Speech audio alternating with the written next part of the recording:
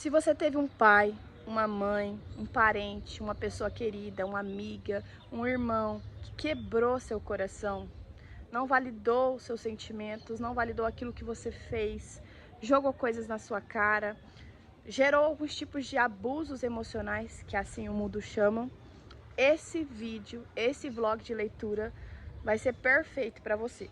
Fique aqui comigo.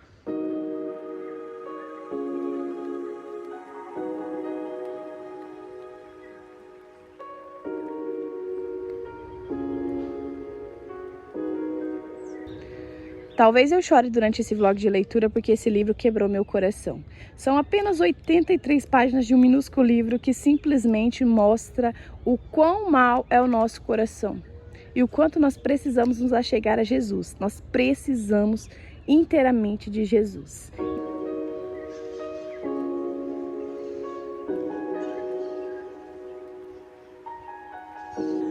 Quando eu era mais nova, eu participei de alguns congressos, reuniões, campanhas de avivamento. Eu lembro que nessas campanhas de avivamento tinha louvores bem animados, tinha muita coisa ali voltada mais para uma coisa mais física, né? Um avivamento físico, um levantar físico. E através desse livro aqui, que é O Caminho do Avivamento, eu percebi que o avivamento não vinha de fora, e sim de dentro, de um coração que precisava aquecer um pouco mais de Cristo. Avivamento é tão somente a vida do Senhor Jesus derramada em nossos corações humanos. Jesus é sempre vitorioso. No céu, Ele está sendo louvado perenemente por sua vitória. Qualquer que seja a nossa experiência de fracasso e aridez, Ele jamais é derrotado. Seu poder é ilimitado. De nossa parte, o que temos a fazer é somente colocarmos num relacionamento acertado com Ele. E veremos o seu poder demonstrado em nossa vida e serviço. Sua vida vitoriosa nos encherá e transbordará através de nós para alcançar os outros. Em sua essência, isso é avivamento.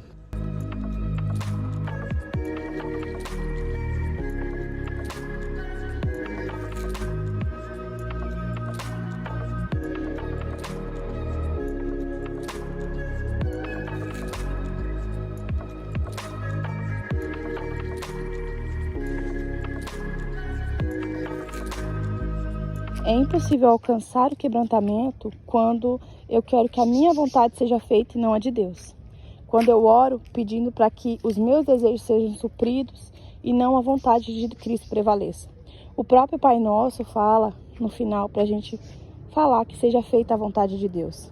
Isso quer dizer que nós não devemos orar? Sim, orar é um relacionamento com Deus, mas entendendo que a nossa oração não vai manipular a vontade de Deus. Se examinarmos a nossa vida cristã, veremos quanto desse eu existe em cada um de nós. Com que frequência o eu tenta viver a vida cristã? É sempre o eu que se irrita, que se torna invejoso, ressentido, crítico e preocupado. O eu é duro e inflexível em sua atitude para com os outros. É o eu que é tímido, acanhado e reservado. Não é de admirar que precisamos ser quebrantados. Enquanto o eu estiver no controle, pouca coisa Deus pode fazer, porque o fruto do Espírito, com o qual Ele anseia nos encher, é a antítese completa desse Espírito resistente e inflexível dentro de nós. É impossível viver o avivamento se nós estamos sempre preocupados com o nosso eu, com o nosso ego, o quanto nós estamos sendo valorizados ou não, o quanto nós fazemos algo pelo outro e ele não reconhece. Ah, Elaine, eu preciso de reconhecimento, eu preciso de um obrigado, eu preciso daquilo. Você precisa mesmo para validar o seu ego, porque o evangelho verdadeiro, onde o eu sai, ele faz sem querer nada em troca. Quantos casamentos estão sendo destruídos porque a esposa só quer comparecer sexualmente se o marido fizer o que ela quer? Quantos maridos só fazem pela esposa se ela comparece também sexualmente? O amor, a entrega do casamento, o exercício do lar daquele que é verdadeiramente cristão, precisa acontecer sem o menor interesse. E ainda assim, Jesus é tão maravilhoso que quando a gente começa a fazer as coisas, decidir amar e perdoar sem interesse, nós vamos colher isso daí. Porque do outro lado tem uma pessoa que está sendo quebrantada também pelas nossas atitudes, pela nossa humildade, pelo nosso ego que foi quebrado para que o nome de Cristo fosse honrado. O fato é que a única vida que agrada a Deus e que pode ser vitoriosa é a vida dele, jamais a nossa. Por mais que nos esforcemos. Mas em vista de nossa vida egocêntrica ser exatamente o oposto da vida dele, não podemos nunca ser cheios de sua vida, a não ser que estejamos prontos a permitir que Deus conduza a nossa vida à morte constantemente. E nisso temos que cooperar mediante nossa escolha moral. O quebrantamento é a primeira parte do avivamento.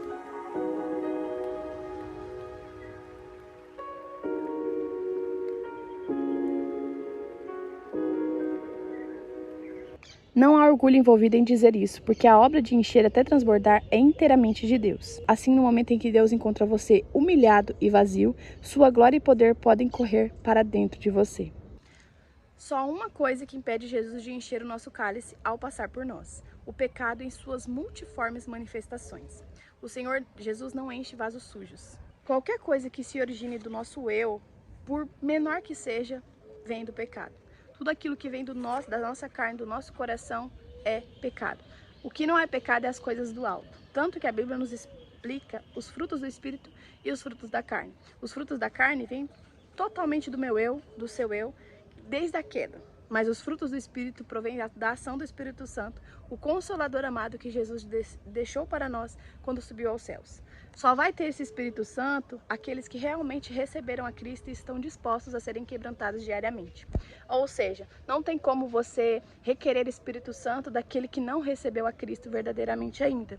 Então, cobrar muito mais de você que é filho do que daqueles que são apenas criaturas. Existem pessoas, tanto na nossa vida cotidiana, que Deus colocou no nosso caminho para transformar e trabalhar no nosso processo de santificação. Às vezes aquele pai difícil, aquela mãe chamada de narcisista, ou aquele pai abusivo, violento, agressivo, aqueles amigos falsos e mentirosos, aqueles parentes ingratos, tudo isso faz parte do seu processo de santificação. Deus não errou em nada quando fez todas essas coisas, quando Ele permitiu. Porque você não é boazinha ou bonzinho como acredita.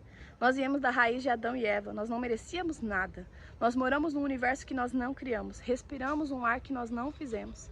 Estamos aqui de passagem, mas acreditamos que a gente merece o mundo, que a gente merece tudo, porque somos bons o suficientes. Não somos bons o suficientes, não merecíamos nada disso, mas essa graça e misericórdia que vem do Senhor, de nos colocar no mundo que Ele criou, nos fazer respirar um ar que Ele fez, para que a glória dele fosse manifesta através de Cristo. Não é você o ponto fraco de Deus, não é você o centro da vontade de Deus. A obra inteira já foi concluída e é Cristo. Você faz parte desse plano porque através da redenção na cruz, Ele trouxe consigo para nós a oportunidade da salvação. Ou seja, a pessoa que lhe incomoda, do qual você tem dificuldade para libertar o perdão, é apenas um pecador tão sujo quanto em algum momento você já foi ou tem sido em processo de tratamento. Quando você olha para mim, você pode apontar em mim muitos pecados e eu posso fazer o mesmo com você, embora não deveria. Eu posso dizer o quão suja está a sua veste e você pode me dizer o quão sujas estão as minhas. Mas a nossa comparação nunca pode ser um ao outro. E é sempre Cristo. Cristo é quem precisa ser o nosso padrão. E por ser Cristo o nosso padrão, nós precisamos entender que não importa o quão a gente lave as nossas vestes, elas sempre estarão imundas, porque o nosso eu é pecaminoso. Somente Cristo, somente a palavra do Senhor é capaz de quebrantar o homem, quebrantar o ego, para que ele possa ser transbordante, para que o cálice dele venha transbordar de Cristo. Para um cálice transbordar, ele precisa primeiramente estar vazio. Nós precisamos esvaziar tudo que está no nosso eu, egoísmo, vingança, pensamentos, até mesmo a timidez, que é um pecado, para que Deus possa fazer a obra completa na nossa vida. Alguns poderão discordar de que a timidez, a reserva e o medo possam ser considerados pecados. Chame-nos de enfermidades, inaptidões, fraquezas de temperamento se quiserem. Alguns têm dito, mas não de pecados. Fazer isso seria colocar-nos debaixo da escravidão. O contrário, entretanto, é verdade. Se essas coisas não são pecado, então temos de aturá-las pelo resto da vida. Não há libertação. Mas se essas coisas e outras coisas semelhantes a elas são realmente pecados, podemos experimentar a purificação e a libertação delas, se a colocarmos imediatamente debaixo do precioso sangue de Jesus. Em sua passagem pelo Getsêmani, pouco antes de se sacrificar na cruz, Jesus diz: se for possível, afasta de mim esse cálice. E esse cálice não era apenas a obra física, a dor física que a cruz iria gerar. O cálice verdadeiramente era os nossos pecados.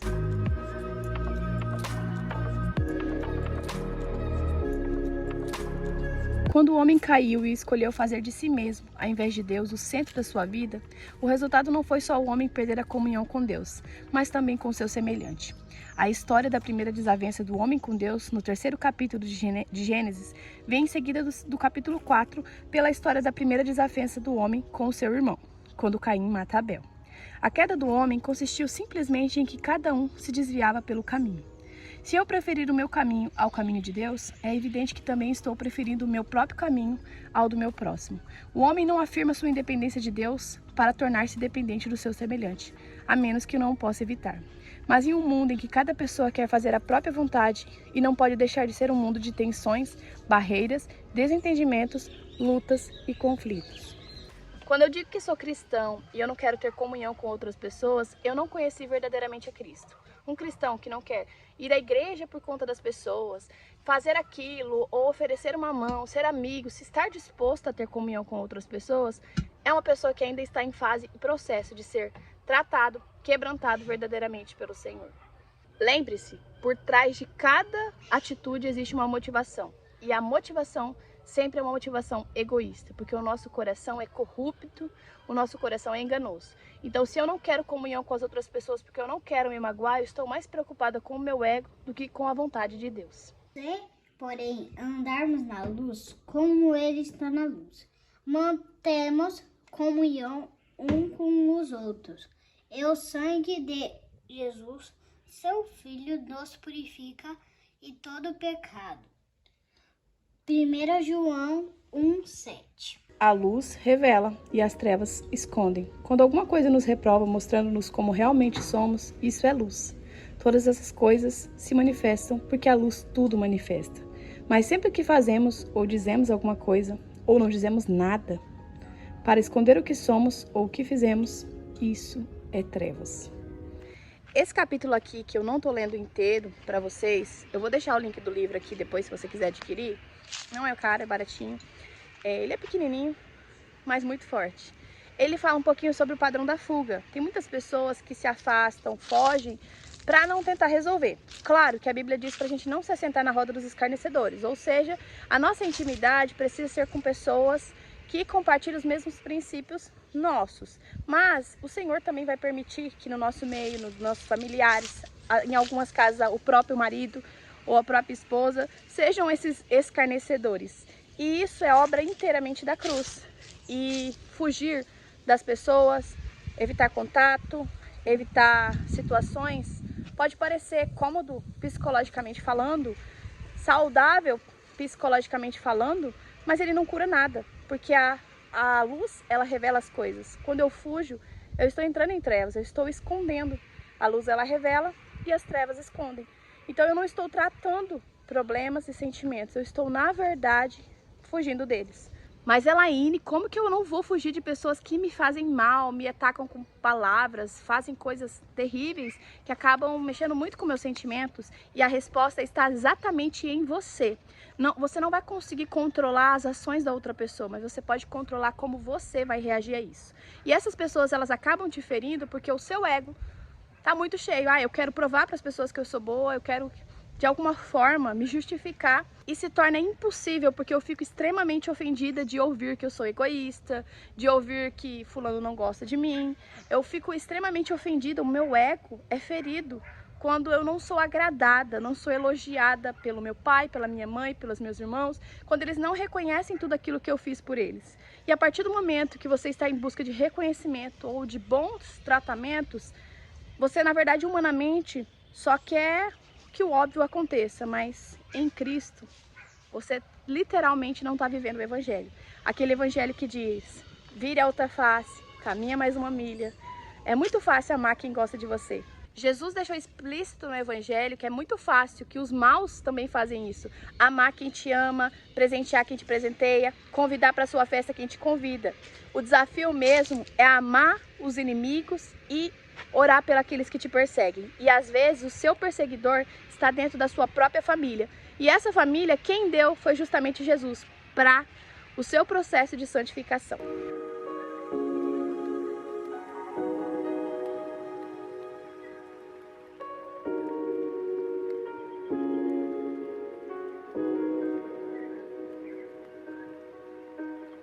Temos nos acostumado tanto ao fato de que Deus sabe tudo sobre nós que isso parece não nos impressionar. E acabamos inevitavelmente por não saber a verdade sobre nós mesmos. Mas se alguém começa a ser inteiramente franco a respeito de si mesmo com outra pessoa, conforme Deus o dirigir, alcançará um conhecimento de si mesmo, dos seus pecados que nunca teve antes, e começará a ver claramente onde a redenção de Cristo precisa ser aplicada progressivamente em sua vida. Olha, nesse capítulo é abordada uma coisa que se perdeu em muitas comunidades, cristãs, que é a confissão de pecado uns aos outros. Eu só confesso meus pecados para Deus. E a Bíblia não diz isso. A Bíblia, e aqui os versículos explicam, ela ensina que nós precisamos confessar também aos nossos irmãos. Que irmãos? Aqueles que têm frutos do Espírito Santo, dos quais nós podemos confiar. Mas como isso é possível se eu não tiver comunhão com os meus irmãos, se eu não tiver comunhão com outras pessoas? O primeiro passo para o avivamento é eu querer saber que eu não quero viver sozinho. Como eu posso dizer que eu amo Deus, que eu não vi, se eu não amo o meu semelhante, o meu irmão, que está junto comigo na caminhada? Então, o verdadeiro amor a Deus, ele é revelado através do verdadeiro amor aos nossos semelhantes, às pessoas que estão conosco. No capítulo 4, nós vamos percorrendo a estrada da santidade. E é aqui que eu comecei a me quebrar inteiramente. Esse capítulo é um tanto quanto desconfortável para o meu coração pecaminoso, duro, orgulhoso, esse meu ego que veio lá do fruto da raiz do pecado dos meus pais Adão e Eva. Somente Jesus e o Espírito Santo é capaz de fazer com que você consiga continuar a leitura desse livro e ouvir coisas aqui bem diferentes do que você está acostumado nesse mundo tão egocêntrico como o nosso, onde o homem é o centro do universo e não Cristo é o centro do coração do homem.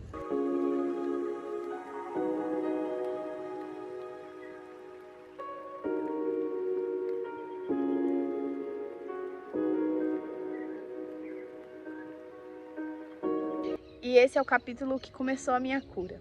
Ele foi o cordeiro silencioso, como ovelha muda perante os seus tosqueadores, ele não abriu a boca. Isaías 53. Enfrentando as calúnias dos homens, ele nada respondeu. Ele nunca se defendeu, nunca se explicou. Contudo, é assim que nós agimos. Fazemos tudo, menos ficar silenciosos, quando os outros nos tratam com falsidade e são descaridosos conosco. Nossa voz se ergue e em defesa própria e em justificativas num tom de ira. Desculpamo-nos quando devemos simplesmente admitir com franqueza o nosso erro. Em cada uma dessas atitudes, a pomba bate asas e retira sua paz e bênção do nosso coração, porque não estamos dispostos a sermos cordeiros silenciosos. Nessa hora, o Espírito Santo me lembrou, a Elaine, que sempre começou conflitos ou respondeu a conflitos, porque a maioria dos conflitos que eu entrava era porque eu queria me defender, eu queria mostrar para as pessoas que eu era uma boa pessoa. Então, quando eu era atacada na internet em algumas situações, ou atacada por pessoas que eu amo, familiares, parentes, enfim, eu sempre queria me defender, eu queria justificar, queria apontar que fulano era isso, que fulano era aquilo. Aliado a isso, eu comecei a procurar respostas fora da Bíblia, eu comecei a procurar respostas no mundo, nesse mundo egocêntrico que fala que as pessoas têm tudo hoje é explicado por meio de algum transtorno, de alguma situação, e eu queria explicar por meio daquilo porque eu não entendia que, na verdade, por trás de tudo isso, de tudo, existe algo chamado pecado. E que se eu estou disposta a ser livre do pecado, eu preciso olhar o outro que está cativo com mais misericórdia, sem querer me justificar. Então, a partir do momento que você revida, que você arruma uma confusão, que você quer justificar, quer ser a pessoa certa, quer defender a sua honra, o seu ego e todas essas coisas, o cordeiro ele sai de cena. Jesus, sendo o próprio Deus, se humilhou como um cordeiro. A pomba que desceu ali, que representa o Espírito Santo, mostra que nós só seremos cheios do Espírito Santo se nós nos portarmos como cordeiros. Mas como é difícil fazer isso com um ego tão inflado, com tanto rancor, com tanto ressentimento, com tanta necessidade de mostrar que está correto, com tanta falta de misericórdia com aqueles que nos feriram, com que você seja considerado crente demais, a menina dos olhos de Deus. A partir do momento que eu me coloco nessa situação, eu não sou um cordeiro. Eu sou um leão, uma onça, um animal muito bravo. E Jesus nos ensina que, se nós não formos como cordeiro, a pomba vai bater asas. E eu não quero que a pomba bata asas, eu quero o Espírito Santo aqui comigo, porque só Ele é capaz de me direcionar, fora do meu coração pecaminoso. Volta, ó pomba. Essas, então, são as ações e atitudes que afugentam o Espírito Santo de nossa vida, impedindo-nos de receber suas bênçãos, e todas elas são pecados. O pecado é a única coisa que impede o avivamento da Igreja de Cristo. A pergunta de suprema importância para nós agora é: como pode a pomba retornar à nossa vida com sua graça e poder? A resposta outra vez é simplesmente pelo Cordeiro de Deus, porque Ele não só é Cordeiro singelo, o Cordeiro tosquiado, o Cordeiro silencioso, o Cordeiro sem mancha, mas acima de tudo, Ele é o Cordeiro substituto. Porque somente quando virmos os nossos pecados sobre Jesus, de modo que estejamos quebrantados e prontos a nos arrepender deles e endireitar tudo, é que o sangue do Cordeiro nos purificará deles e a pomba retornará com paz e bênção ao nosso coração. Um piedoso cristão africano contou que certa vez, ao subir a encosta de um morro para o culto, ouviu passos. Voltou-se e viu um homem subindo a mesma encosta carregando um fardo muito pesado. Sentiu pena e dirigiu-se a ele. Foi então que notou que em suas mãos haviam cicatrizes e compreendeu que era Jesus. Ele lhe disse: Senhor, estás carregando o pecado do mundo nesta subida? Não, disse o Senhor Jesus, são somente os seus pecados. Enquanto aquele africano voltava à visão que Deus lhe havia dado, o coração do povo e o seu coração foram quebrantados ao ver os seus pecados na cruz. Seu coração também precisa ser quebrantado, e somente quando você for e estiver pronto a confessar, desculpar, reconciliar e restituir, e pronto a se humilhar como o Senhor se humilhou, a pomba retornará ao seu coração. Não tinha qualquer beleza ou majestade para nos atrair. Nada havia em sua aparência para nos desejar. Dado dentre os homens, ainda assim carregou nossas dores. O seu castigo nos traz paz e a esperança não se esvai. A oferta pela culpa ele ofereceu para satisfazer o Criador. Ele morreu, a sua luz em nós pudesse brilhar. O Filho do amor se entregou em nosso lugar. És o Cordeiro que pelos nossos pecados foi esmagado sem dizer uma só palavra. Se entregou aos cravos, derramou sua